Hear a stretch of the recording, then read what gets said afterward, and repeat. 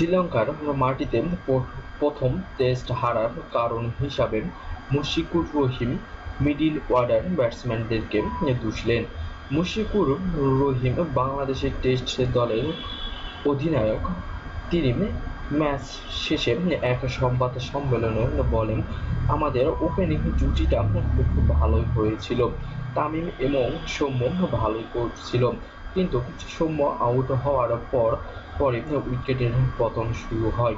মাত্র ১ ঘন্টার ব্যবধানে ৫ উইকেট পড়ে। মিডল অর্ডারের কোনো ব্যাটসম্যানই আমাদেরকে সাফল্য এনে দিতে পারেনি। এভাবে যদি মিডল অর্ডার ব্যাটসম্যানদের ব্যর্থতা আসে, তাহলে আমরা এই টেস্ট কোনো টেস্টে জিতব না। তবে আশা করি সামনের টেস্টে আমরা ঘুরে দাঁড়াবো। মিডল অর্ডার ব্যাটসম্যানদের যে জায়গায় দুর্বল আছেন, আমরা কোচ এবং ব্যাটিং কোচের সঙ্গে আলোচনা করে তাদেরকে সেই জায়গাগুলোতে ভালো করার জন্য বলবো।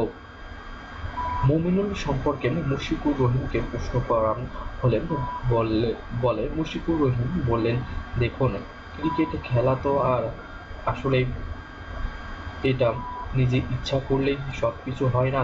তবে হ্যাঁ, চেষ্টা করতে হবে। মুমিনুল ভালো খেলেছিল, কিন্তু তিনি এলবিডব্লিউর শিকার হয়েছে।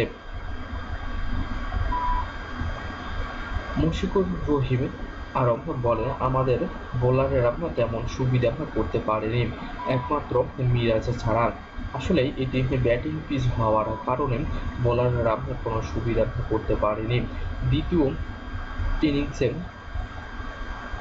এত কম বল করানো হলো কেন বোলিংদের, এমন প্রশ্নে মুশফিকুর রহিম বলেন, দেখুন, দ্বিতীয় ইনিংসে এরা আসলে ইনিংস ঘোষণা করবে। আমাদের উইকেট তেমন দরকার ছিল না, বরং তাদেরকে রানের চাপে রাখাই আমাদের মুখ্য উদ্দেশ্য ছিল।